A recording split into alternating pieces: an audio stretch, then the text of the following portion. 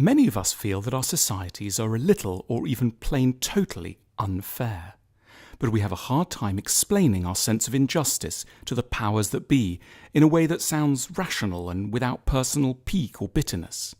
That's why we need John Rawls, a 20th century American philosopher who provides us with a fail-proof model for identifying what truly might be unfair and how we might gather support for fixing things. Born in Baltimore, Maryland, USA in 1921, Rawls, nicknamed Jack, was exposed and responded to the injustices of the modern world from a very young age. As a child, he witnessed at first hand shocking poverty in the United States, the death of his brothers from an illness he unwittingly transmitted to them, and the horrors and lawlessness of the Second World War. All this inspired him to go into academia. He wanted to use the power of ideas to change the unjust world he was living in. It was the publication of A Theory of Justice in 1971 that properly made Rawls's name. Having read and widely discussed this book, Bill Clinton was to label Rawls the greatest political philosopher of the 20th century and had him over to the White House for dinner on a regular basis.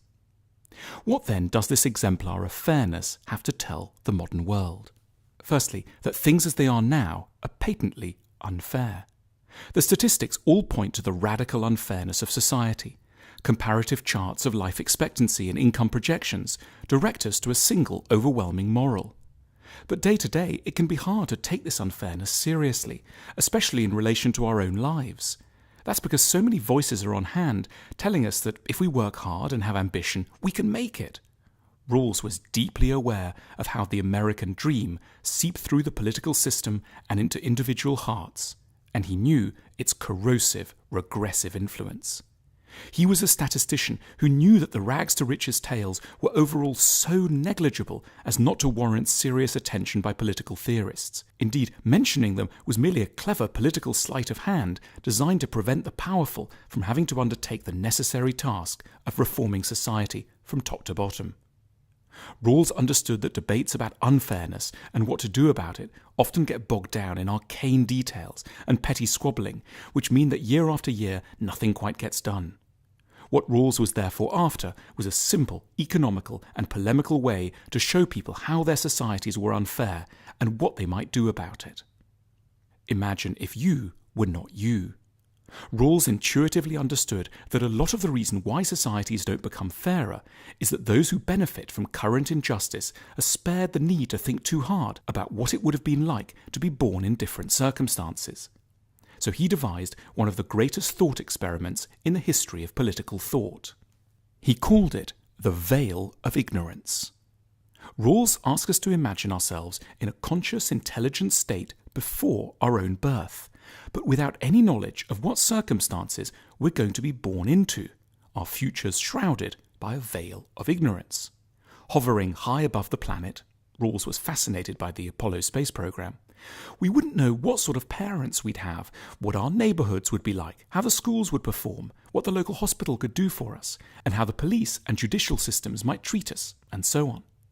The question that Rawls asks us all to contemplate is, if we knew nothing about where we'd end up, what sort of a society would it feel safe to enter? The veil of ignorance stops us thinking about all those who've done quite well and draws our attention to the appalling risks involved in entering, for example, US society as if it were a lottery, without knowing if you'd wind up the child of an orthodontist in Scottsdale, Arizona, or as the offspring of a black single mother in the rougher bits of eastern Detroit. Would any sane birth lottery player really want to take the gamble of ending up in the society we now have? Probably not. They'd insist that the rules of the entire game had to be changed. Otherwise, it would be too risky. You know what needs to be fixed. Rawls answers the question for us. Any sane participant of the Veil of Ignorance experiment is going to want a society with a number of things in place. They'll want the schools to be very good, the hospitals to function brilliantly, unimpeachable and fair access to the law, and decent housing for everyone. The Veil of Ignorance forces observers to accept that the country they'd really want to be born randomly into would almost certainly be a version of, say, Switzerland or Denmark. In other words, we know what sort of a society we want to live in. We just haven't focused on it properly until now because the choices have already been made. Rawls's experiment allows us to think more objectively about what a fair society looks like in its details.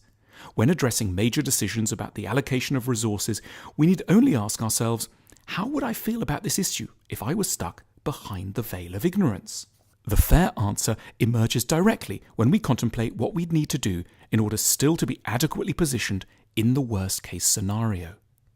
What to do next? A lot will depend on what's wrong with your society. In this sense, Rawls was usefully undoctrinaire. He recognised that the veil of ignorance experiment throws up different issues in different contexts. In some, the priority might be to fix air pollution, in others, the school system. But crucially, Rawls provides us with a tool to critique our current societies, based on a beautifully simple experiment.